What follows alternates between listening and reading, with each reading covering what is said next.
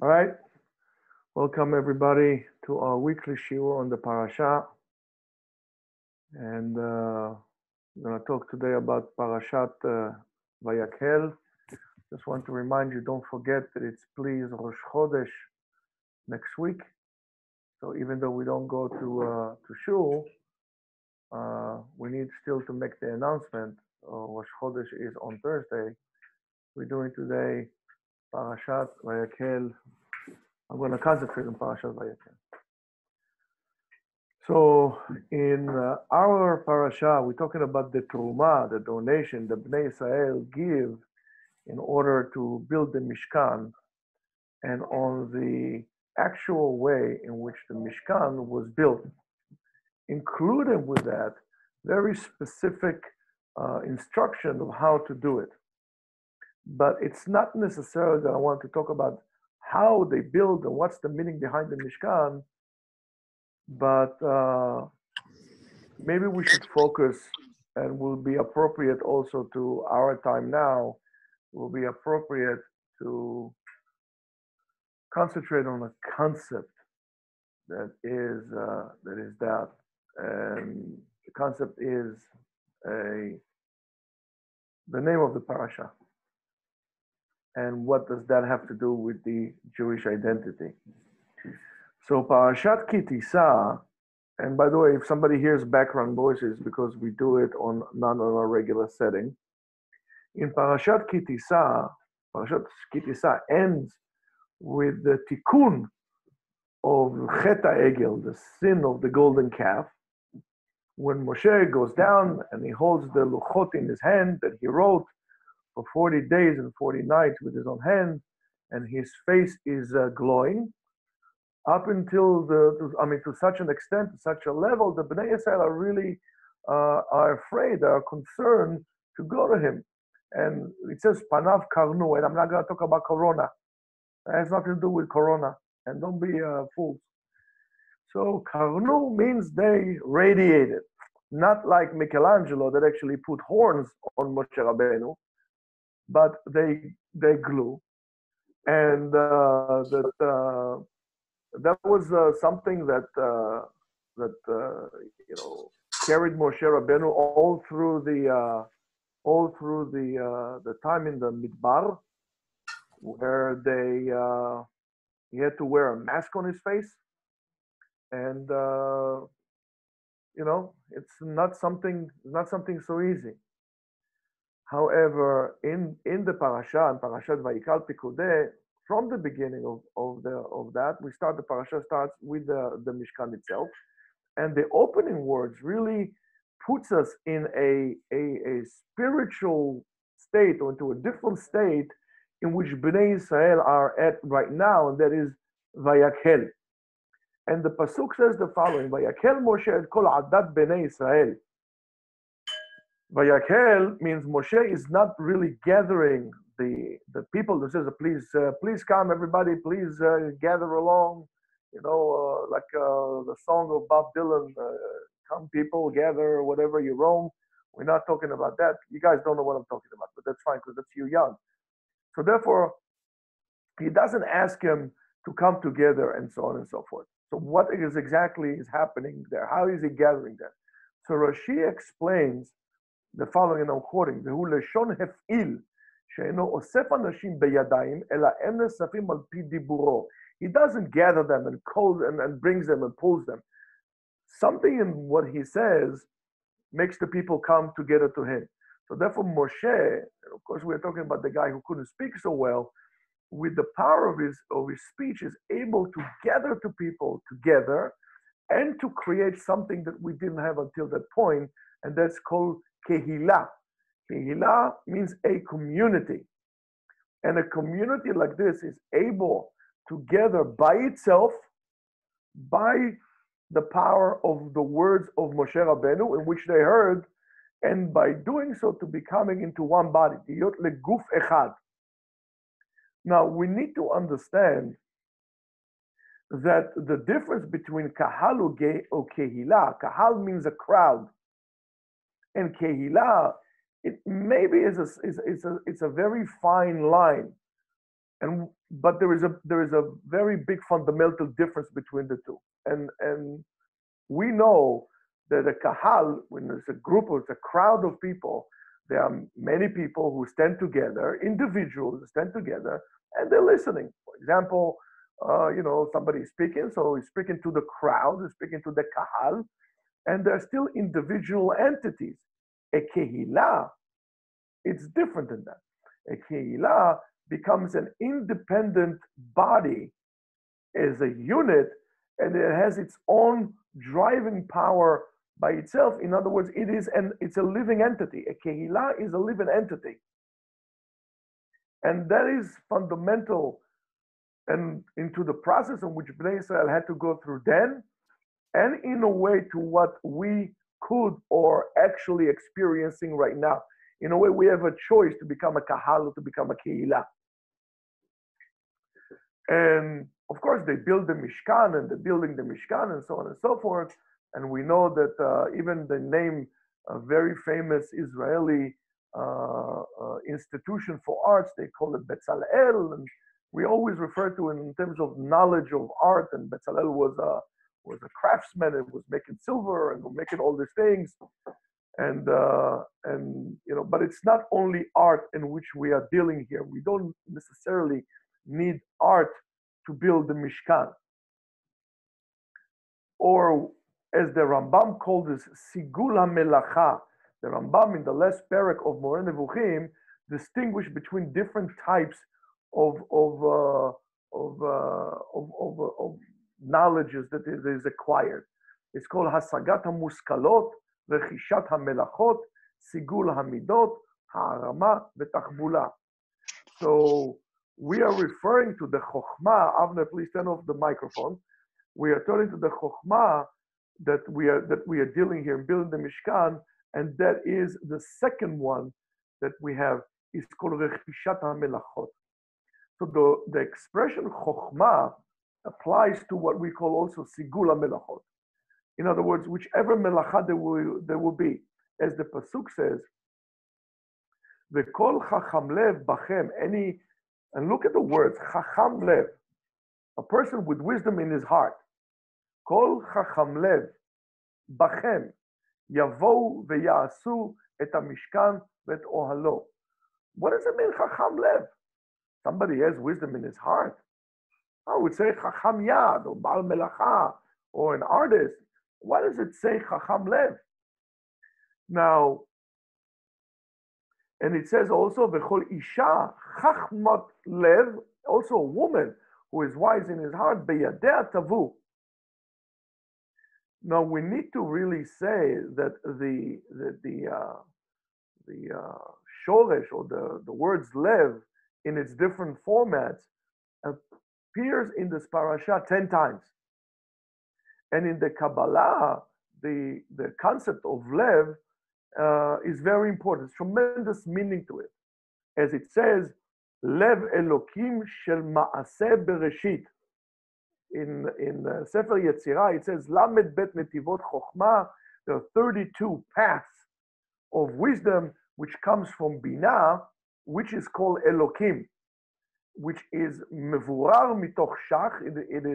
It is assorted through from 320, and if we have 32 and times 10 is 320, resh pechet 288 nitzotzim. So through that selection, they separated the nitzotzot. And if you would with us in the morning, when we were learning a little bit from the Kitvei Ha'ari, we were talking about the separation of the sparks from the raw material, actually going to the process of assortment and purification. And it says that is tet resh umishar malchut kepsolet lemata, and then whatever is the psolet lemata, and that's what it says in Sefer Yetzirah, b'shloshim v'shtayim netivot peliot chokhmah, in 32 paths of miraculous wisdom. HaKadosh Baruch Hu chakak et olamo, HaKadosh Baruch Hu tzvakot, b'shlosha besfarim, b'sefer, sefer u'sipur. In other words, there's another version, it says, Elokei Israel, Elokei Chaim, u'melech olam, El Rachum v'chanun shochen ad v'kadosh shemo. So you see how the the expression lev, it really carries a different and much more significant meaning if we understand that there is a direct reference here to the 32 paths in which the world, the universe, everything that we know, time and space was actually created. And it appears 10 times to really referring to us to the assortment, to the beirur in which we had over there, which we were just talking about. Now, the material in which they used to build the Mishkan was, and it's so fascinating to me. Every time we speak about something in the morning, then we come to the parasha and we find it there. And we did speak about this morning about Trumot and Trumat Maaser and Trumat Chametz and so on and so forth. So those raw materials to building the Mishkan were the Trumah, the donation in which they make. Each man and women brought, as they say, et asher nidvam libam, whatever their heart told them to bring. Imagine, if you could just imagine, phantom the pile of clothing, of materials, of jewelry, of metals, and whatever they brought, there's piles upon piles upon piles. I mean, it's like, figure 3 million people bringing everything that they have, whatever they can. Now, from this whole melange of material, now you have to build the Mishkan. So beyond those artistic abilities, you also need to have something very, very important. You need to have an ability of integration. In other words, taking such a melange, such a variety, and then bring it to something unified to the level of art, like an artistic unification, by giving every gift that was given its appropriate place and finding the right place to incorporate it in building the Mishkan. And sometimes, you probably had to really sit down and weigh it very, very carefully. Where are you going to put things? And maybe I should just take that particular item and throw it into the garbage? Or I should really insist on finding a place for it in the Mishkan or in the Kelim, God forbid, not to really hurt the feeling of a person who donated that. For that, that's why they refer to the say Chochmat Lev. Just as HaKadosh Baruch Hu took all these things and then find paths and ways to create the universe, we always know that the Mishkan represented the universe. The Mishkan, its Kelim, its arrangement represented the universe. And the whole purpose of the Mishkan was not just to say, oh, wow, that's a nice place. Let's go tourist attraction. Maybe you should put an Airbnb over there. Moshe Rabbeinu can rent his tent. That wasn't the purpose of that. The whole purpose of the Mishkan was to create a feeling, a sensation that each and every one of Bnei Israel was needed to each other and was needed for this task of building the Mikdash. It is very important, therefore, when we have a shul, unfortunately, we can't go into the shul now, and when we go into the shul and we go to the yeshiva, to make everybody feeling welcome. Everybody is important. We should not create an atmosphere of a hierarchy. I told you many times that may be good for the caste system in India, but for us as Jews does not apply. Each and every one of us are the same. We might have different jobs, but there isn't one person who is more important than the other. And we must understand that and really incorporate it within our understanding in our DNA. We have to understand that. And we all need one another. The rabbi needs the congregants need the rabbi, and so on and so forth. That was the purpose of this Mishkan. In order to create this feeling and this awareness, now we need Chochmat Lev. And now we need to incorporate to really put this together, which sometimes does not really exist in our own personal toolbox. We don't have this Chochmat Lev to make everybody welcome and everybody feeling that like he deserves the place. And I'm going to tell you to show me a Jew that does not deserve a place in a Bet Medrash. Show me a Jew that does not, deserve the place of kavod. We should not just put the chachamim or the important people in the front of the shul and then give the not important the back of the bus, as they say. I'm going to tell you what they used to do in Turkey. In Izmir in Turkey, they used to put the rabbi next to the door on the way out. Well, for a few reasons. One of the reasons, of course, was so the people that leave the shul early, when they do Vayivrach Yaakov Sadeh Aram, when they they hear Alenu L'Shabach, they're already like folding the talit out. So they'll see the rabbi on the way out, they'll feel a little bit uncomfortable. However, there is a tremendous musar for us to learn by their understanding that the rabbis are not just fixtures there, they're also a part of the shul. It's very important and for the rabbis to understand it as well, more so than just the regular people.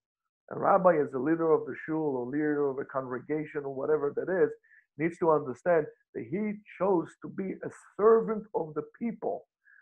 A servant of the people. He needs to serve the people, not the people serving him. Yes, the people are the platform on which allow him the zchut to do so, but he should be very grateful for the students and for his talmidim. And I'm talking to myself, first of all, you should know that. I'm not giving musar to anybody. First of all, I'm giving musar to myself. So that chokhmat lev, and again, what I said to you, so many times the parasha repeats this word lev, lev, lev, lev. And really, it's not necessarily to separate the chokhmah, that wisdom, from the sechel, like the Rambam really sometimes refers to it, but really to teach us that it's not enough to know the art, the skill of doing things in order to build the Mishkan. You need a lev. And I'm going to tell you, to those of you who are rabbis or going to be rabbis, I'm going to give you something now that sometimes bothers me. And it bothers me that also with other people. It's not necessarily that you always need to take or you should be at all with a person that knows everything and he knows and he could say 50,000 dapim of Gemara by heart and backwards and forwards and give you a list of poskim and so on and so forth. That's the art part. However, a rabbi that is able to have the chokhmat, but in cooperation with the lev. Yes, he has to know the halacha, but also has the ability to feel every person welcome, to be able not only to feel every person welcome, but also to take the kahal, those individuals, and turn them into a kehillah. That's who you should take as a rabbi, not just a person like this. Because I'll tell you what, before this rabbi is going to be able to say for any question, I can go to any website and or any search engine and come up with more information that he's able even to learn. Maybe the only one I can't is Rabbi Ovadia Yosef, alav shalom. But everybody else, if you know where to look, you can find everything. Articles upon articles, pages upon pages on any topic that you want. But you should measure the person by his ability, like Betzalel, to take the raw material and to incorporate. Does he has not only chokhmah, not only as a chacham, does he also have the lev? Does he also have the ability to take the individuals and to incorporate them into an entity? That the shul is not a place that we're getting together. Shuls, by the way, are not a hang-up place. Shuls should not be Jewish centers when people come in and they hang around. It should be a place where we are a unit, one unit. It's not a meeting place. It's not a hang-around place. It's not a kosher bar. It's none of the above. It's what makes us into a body. And the community also can function without a shul, which I hope that we're going to reach this level. Life really requires from us all kind of different specialties. We need professional abilities and so on and so forth that through experience and through many things really make us into really experts in our field. But without this chokhmat lev, it's basically useless. Because chokhmat lev would guarantee to you the appropriate balance between the optimum quality and the human connection or the human connection, I call it, of that product to the hearts of the people. Of how I'm able to sell them. So you can build a shul that will cost you 10, 15, 20, $50 million, but without this ability to connect it, you're not going to have it. And yet you're going to have a little shtibel when everybody feels important, when everybody feels at home, when everybody is not only can, but also allowed and encouraged to contribute. And then you have the conductor that puts it together. That's a wonderful thing. That's one of the concepts of Oseh Shalom Bimromav. The conductor is not a musician. The conductor is the one who takes all these individuals in the band, in a philharmonic band. That sometimes they have like 120, pieces there, if not more sometimes. But the conductor is the one who is able to take them, and they could be in quote unquote peace with one another, but they're not in harmony, and therefore the conductor is the one who dictate the tempo, the beat, the rhythm, and take those individuals and turn them into a beautiful, harmonious symphony. That's what we should look into, and that's what we should understand. We have to have the Chokhmat Lev. In other words, we have to apply and bring it down to the humanistic level.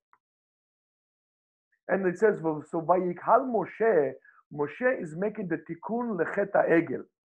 And the Torah really hints it to us when the Torah starts with the two parashiyot in almost identical terms.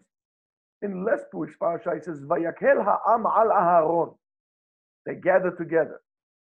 It says in the first pasuk over there. And here it says, Vayakel Moshe et kol adat bnei Israel. And that's how parasha starts.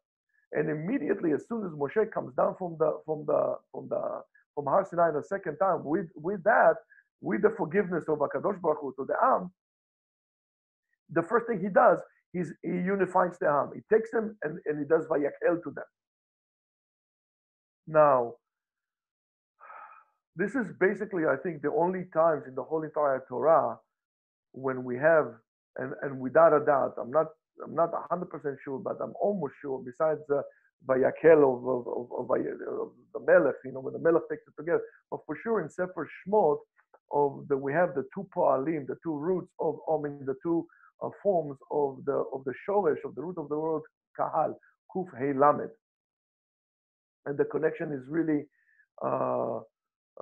stands out when we have between the Vayakel and over there, Vayakel here.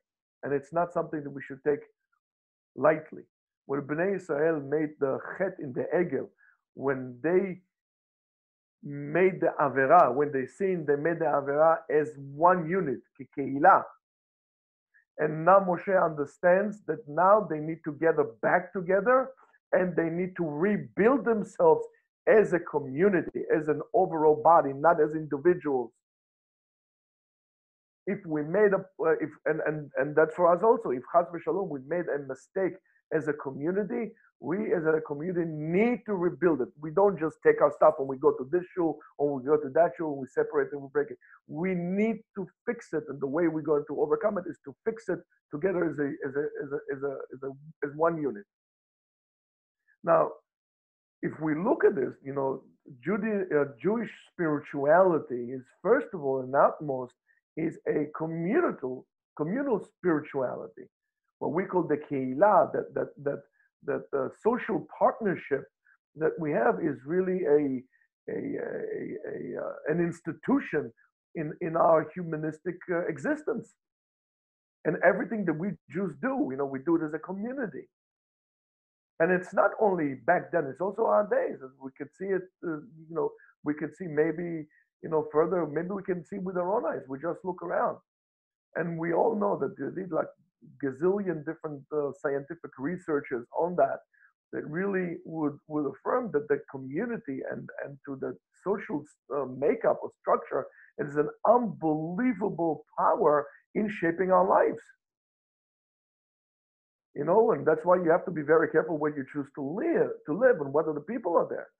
But before that, let's look again, try to look again what is Moshe Rabbeinu is really trying to do so. And Moshe Rabbeinu, if we take a good look at that, is really trying to direct our focal point, or Bnei Israel focal point, to two community centers or major community centers in Judaism.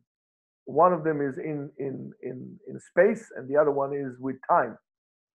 So the community focal point, the community center that is in time, of course, is Shabbat. And the community center that is in space is what we call the Mishkan, that later on became Beit HaMikdash, and later on became Beit HaKnesset, a shul. And in these two places, you could really see the power of the community.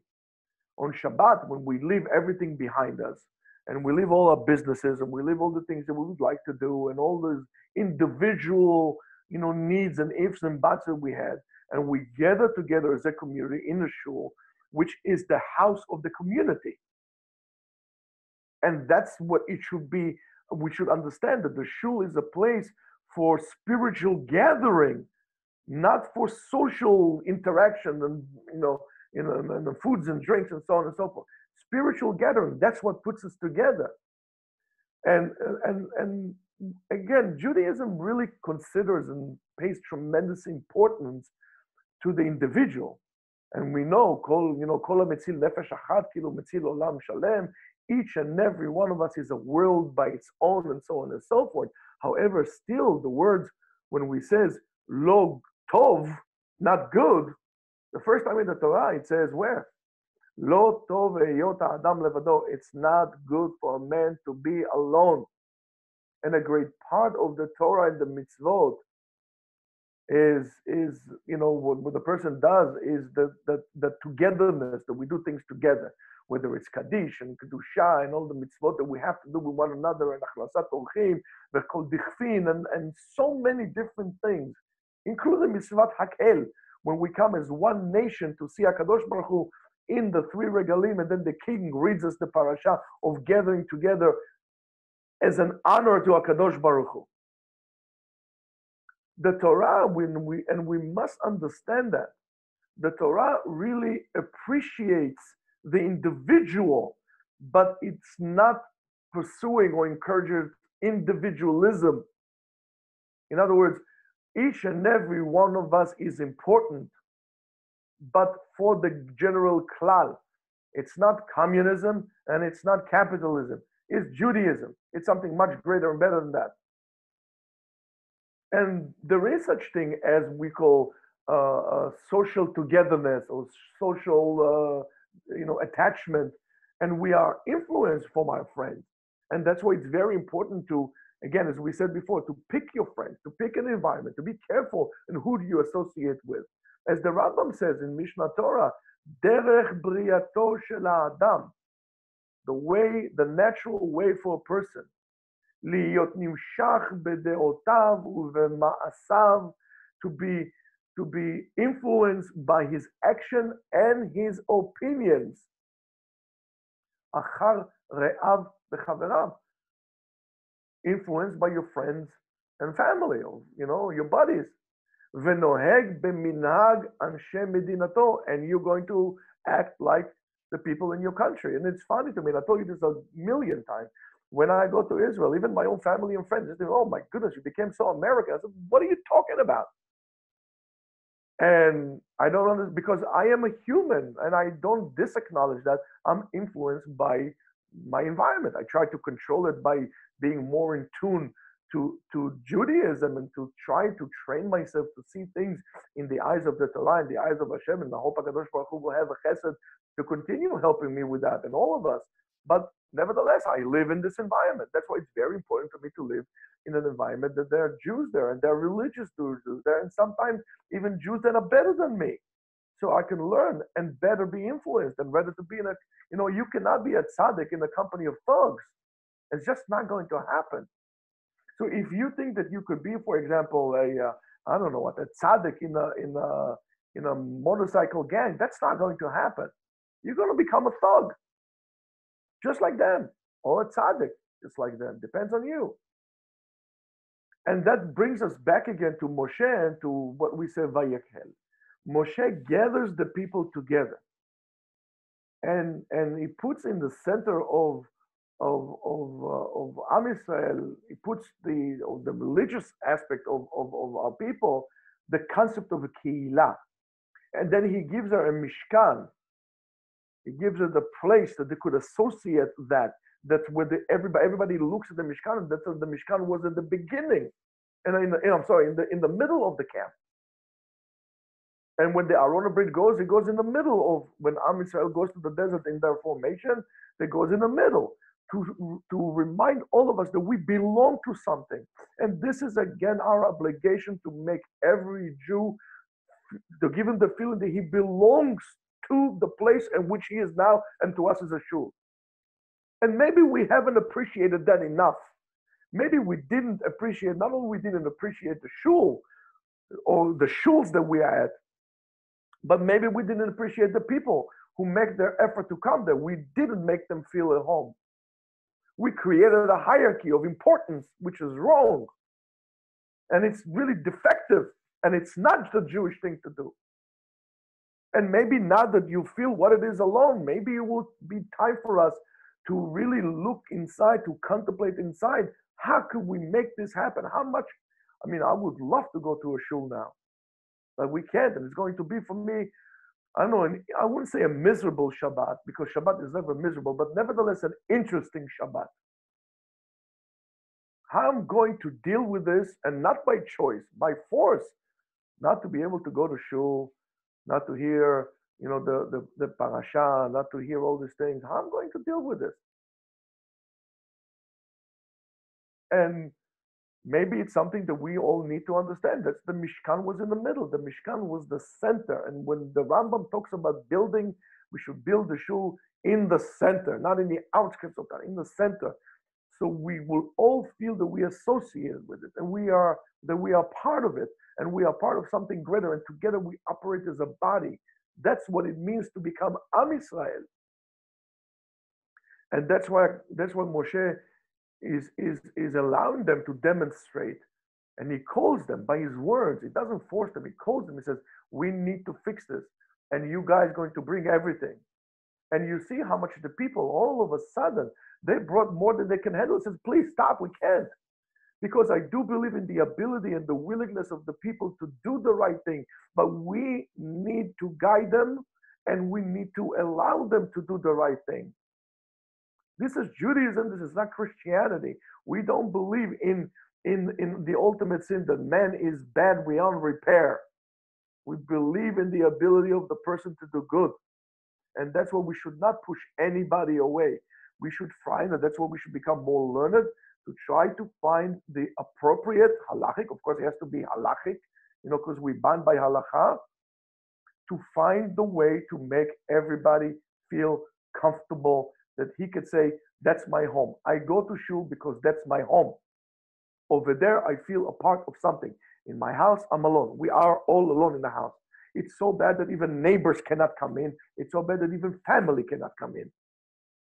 So you thought that your home is your home, that mausoleum that we built to ourselves with bricks and stones, and we spend hundreds of thousands of dollars in this fake illusion that it's a home.